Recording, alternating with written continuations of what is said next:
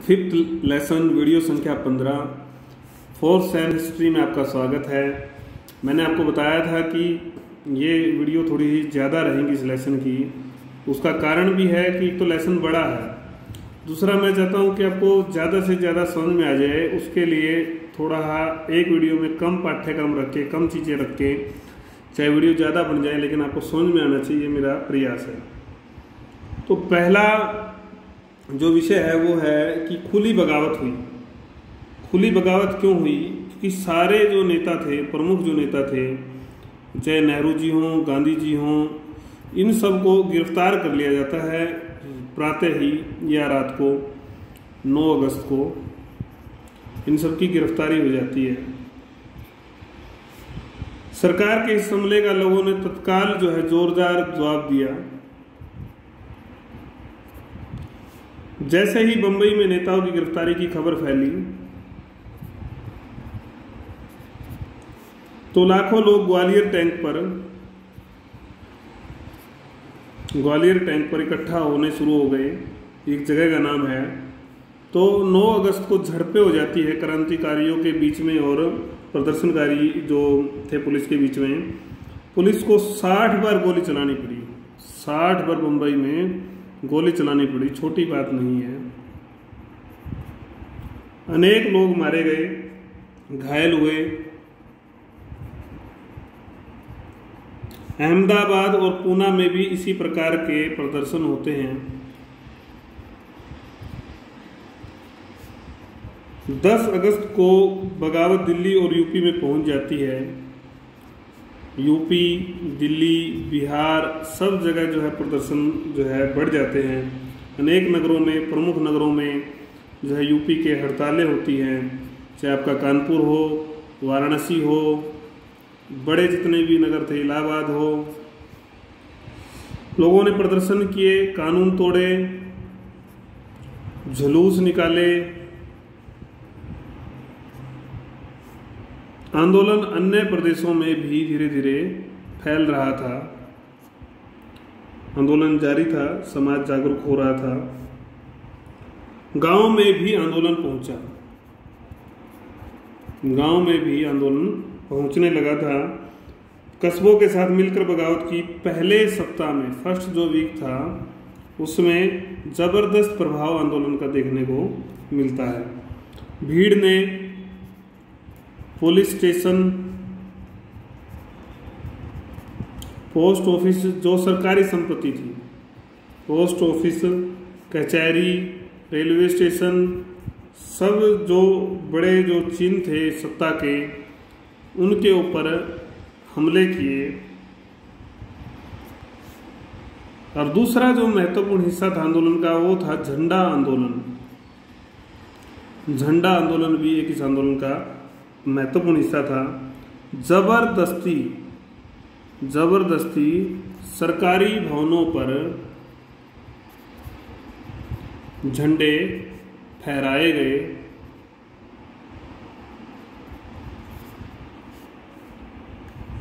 कई लोगों ने इस प्रक्रिया में हंसते हंसते अपने प्राण भी त्यागे, गोलियां मारी गई उनको।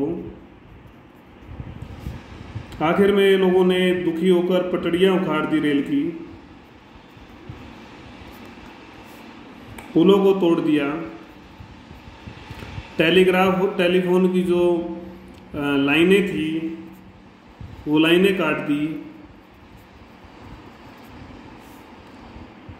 छात्रों ने भी हड़ताल कर दी, जुलूस निकाले, मजदूरों ने काम रोक दिया, छात्रों ने स्कूल छोड़ दिए। जो कोई व्यक्ति कर सकता था उन्होंने। सबसे ज़्यादा विरोध नेताओं की गिरफ्तारी का जो है बिहार और यूपी में विरोध ज़्यादा होता है। वहां पर अगस्त के मध्य में बगावत जोरों पर थी। बनारस हिंदू विश्वविद्यालय के छात्र हड़ताल कर देते हैं, गांव में बगावत का संदेश फैलाने निकल पड़े। उन्होंने थाने जलाओ, स्टेशन फूंक दो, इस प्रकार के नारे लगाए। सरकारी भवनों पर हमले किए। बिहार का तिरहुत डिवीजन देश के अन्य भागों से कट गया। 80% पुलिस थानों पर लोगों का कब्जा हो गया बिहार में। बिहार के गया, भागलपुर, सारण, मुजफ्फरपुर, चंपारण में स्थिति गंभीर हो गई। इसी तरह से यूपी के आश्रमगढ़, बलिया, गोरखपुर में लोगों ने बगावत कर दी। बलिया में तो सरकार ने या सरकारी लोगों ने आत्मसमर्पण कर दिया। तो ये कुछ घटनाएं वहाँ पर घटती है खुली बगावत में। उसके बाद फिर सरकारी दमन शुरू होता है। सरकारी दमन में सेना की सहायता ली जाती है, मशीन गनों से, जहाज़ों से, हवाई जहाज़ों से गोलियां बरसाई जाती है। युद्ध जैसे हालात पैदा हो गए देश में। भीड़ पर अनेक बार गोलियां चलाई गई। ऐसा माना जाता है कि 538 बार सरकारी रिपोर्ट है कि गोलियां चलाई गई। 950 लोग मारे गए और 1360 व्यक्ति घायल हुए। तो सरकारी आंकड़े हैं, जबकि एक्चुअल संख्या बहुत ज़्यादा होगी। 60,229 लोग हिरासत में लिए गए। 250 स्टेशन ध्वस्त हो गए, नष्ट कर दिया गया। 550 डाकखानों पर हमले हुए। ये आंकड़े हैं, कुछ तो याद भी होना चाहिए आपको। 3500 स्थानों पर टेलीफोन की तारों को काटा गया। 90 लाख रुपए जुर्माना लोगों से वसूल किया गया इन चीज़ों का। सारी सीमाओं को उल्लंघन कर सरकार ने आंदोलन को दबाया। सरकार कोई कसर नहीं छोड़ना चाहती थी आंदोलन को दबाने में। तीसरा बिंदु है भूमिगत आंदोलन। जब आंदोलन ऊपरी जो हमने बातें पढ़ी, इससे बेरहमी से जब आंदोलन को दबाया गया तो भूमिगत आंदोलन चलाया गया। लुक छिप कर जो आंदोलन चलाया जा सकता था धीरे धीरे। और इस आंदोलन का नेतृत्व कांग्रेस का जो समाजवादी धड़ा था उसके पास था। इसके जो नेता थे वो अच्युत पटवर्धन, अरुणा आसफ अली, ये प्रमुख नेता, इनके नाम आपको याद होने चाहिए। राम मनोहर लोहिया जी, सुचेता कृपलानी जी, जेपी जयप्रकाश नारायण, बड़ा नाम था ये देश में, उषा मेहता। तो इन नामों को आपने याद करना है। इन लोगों ने भूमिगत आंदोलन चलाया था। इन लोगों ने निर्देशन किया, आंदोलन का नैतिक बल दिया, लोगों को धन संग्रह किया आंदोलन के लिए। आंदोलनकारियों को जो चाहिए था, बम, हथियार, डायनामाइट, सब इन्होंने दिया, वितरण किया। भूमिगत आंदोलन के केंद्र पूना, बंबई, सतारा, बड़ौदा, दिल्ली, ये सब प्रमुख केंद्र थे। केरल, कर्नाटक, गुजरात, बिहार, इन जगहों को आप याद कर लेंगे। तो यहाँ पर ये सक्रिय था। पुलों को उड़ाया गया, वही तारें काटी गई, लाइनें काटी गई, संचार साधनों को अस्त व्यस्त किया गया, भवनों पर, पुलिस स्टेशनों पर आक्रमण किया।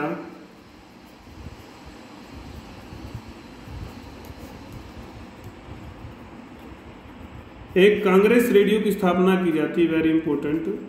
कांग्रेस रेडियो की स्थापना की जाती है समाचार पहुंचाने के लिए लोगों तक। तो ये पूना और बंबई से काम करता था। तो यह जनता तक समाचार पहुंचाने के लिए काफ़ी उपयोगी रहा। परंतु जो है इस काम में सबसे जो ज़्यादा योगदान दिया था वो उषा मेहता जी ने दिया था, इसको याद कर लें आप। लेकिन इसको बाद में प्रसारण को पकड़ लिया गया, सेट को पकड़ लिया गया 12 नवंबर को 1942 को। इसके कारण से ये फिर प्रसारण बंद हो जाता है। बड़ी संख्या में तो भाग नहीं लिया लोगों ने इसमें, ये बात ठीक है, लेकिन अप्रोक्ष रूप से काफ़ी लोगों का समर्थन इसको प्राप्त था। व्यापारियों ने धन दिया,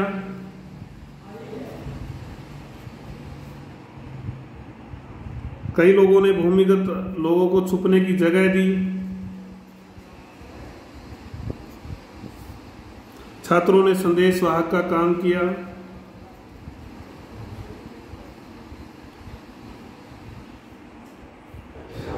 ग्रामीणों ने पुलिस को सूचना देने से मना कर दिया।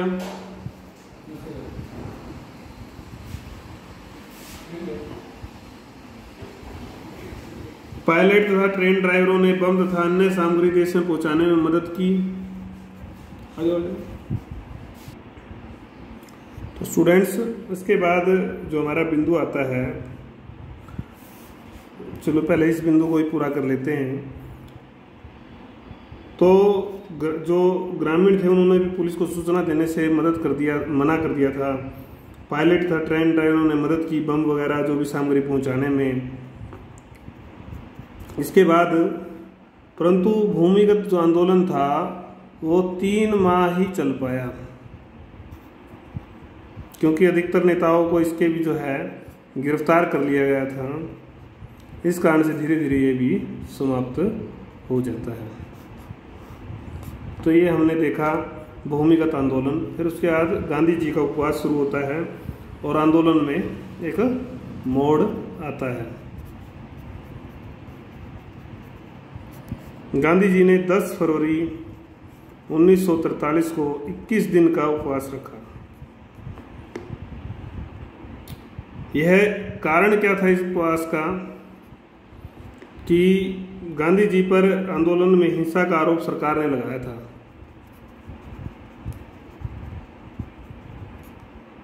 गांधी जी ने हिंसा को सरकार के दमन का परिणाम बताया।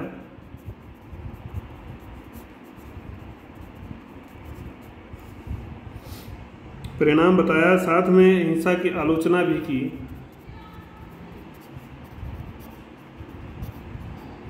गांधी जी के उपवास रखने पर सारे देश में प्रदर्शन और हड़तालें होती हैं।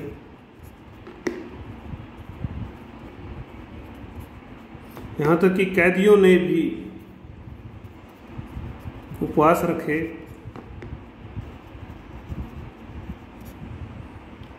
लाखों की संख्या में पत्र भेजे गए ब्रिटिश सरकार को।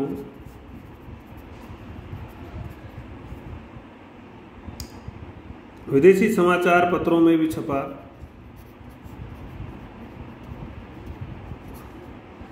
अमेरिकी सरकार ने भी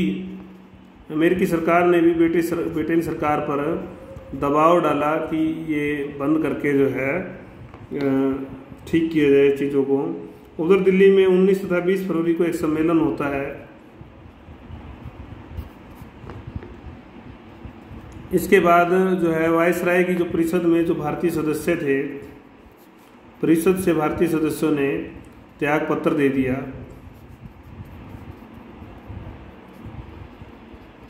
एक बार फिर जन उभार जोरों पर था, परंतु ब्रिटिश सरकार ने कोई परवाह नहीं की। चर्चिल ने कहा कि जब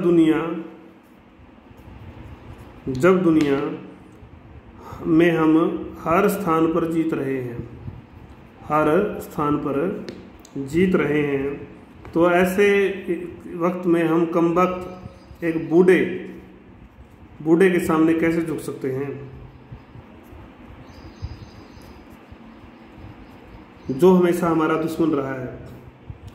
मरने की स्थिति में, गांधी जी के मरने की स्थिति में सारे इंतजाम सरकार ने कर रखे थे कि मर जाता है तो कैसे कैसे शव यात्रा तक का प्रबंध कर लिया था, परंतु गांधी जी ने उपवास तोड़ दिया। तो ये हमने पढ़ा कैसे जो है आंदोलन की प्रगति का अंतिम बिंदु।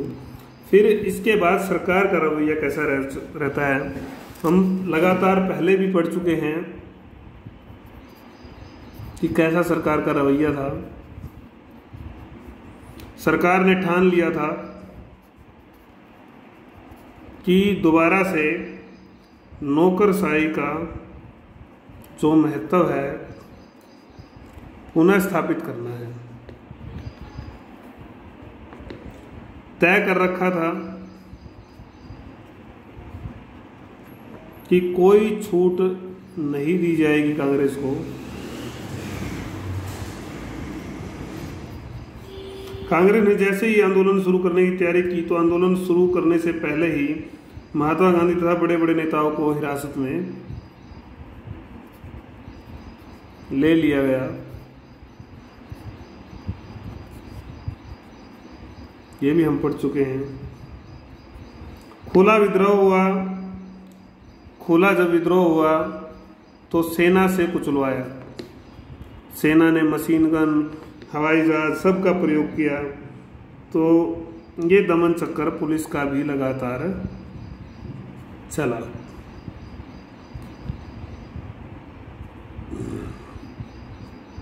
सैकड़ों बार गोलियां बरसाई गई। सरकारी आंकड़ों के अनुसार 7,000 लोग मारे गए, लेकिन गैर सरकारी सूत्रों के अनुसार 10,000 से 40,000 के बीच लोग मारे गए थे।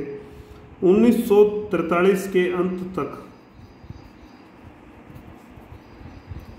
91,836 लोग गिरफ्तार हो जाते हैं। पुलिस ने जातियों की सारी सीमाओं को तोड़ दिया था।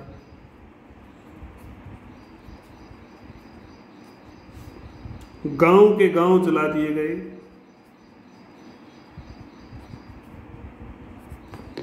कई बलात्कार की घटनाएं भी होती हैं।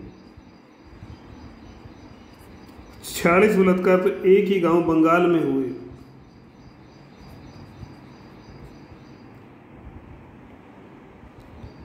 सामूहिक जुर्माने गांव पर लगाए गए।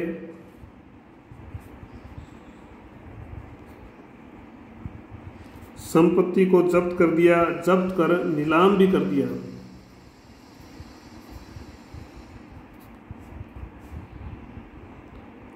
ये सरकारी डाके थे, न कि कोई जुर्माने। स्वयं सरकारी अधिकारियों ने लिखा है कि अंग्रेजी प्रशासन गांव को जलाने के लिए आग जलाऊ पुलिस को खुली छूट दे रखी थी। एक प्रकार से टीम ही बना रखी थी। पुलिस को खुली छूट दे रखी थी। इसे कुछ अधिकारियों ने सरकारी उन्माद के दौरों और प्रतिशोध की भावना भी बताया।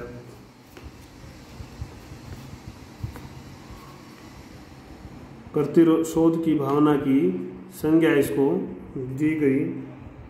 सरकारी लूट कहा जा सकता है। सार्वजनिक रूप से कोड़े लगाना आम बात थी, साथ ही गुदा में डंडा डालना भी आम बात थी। मतलब अत्याचारों की चरम था भारतीयों के ऊपर। अपने ही देश में उनके ऊपर अत्याचार उनको सहने पड़ रहे थे। सुमित सरकार ने इस अत्याचारों की जो तुलना है 1857 की क्रांति के समय जो दमन किया गया था उससे की है। केवल फर्क क्या बताया इन्होंने कि क्रांतिकारी शस्त्रों के साथ थे उस समय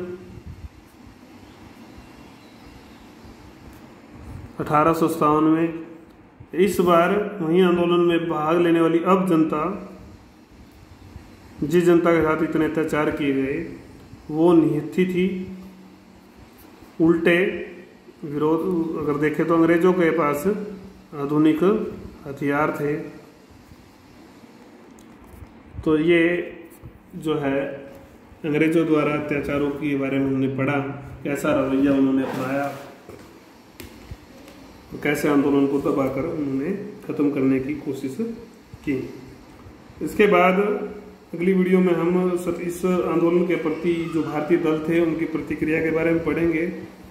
और कुल मिलाकर कुछ लोग इसको असफल आंदोलन भी कहते हैं, तो उसकी असफलता के कारण भी हम देखेंगे।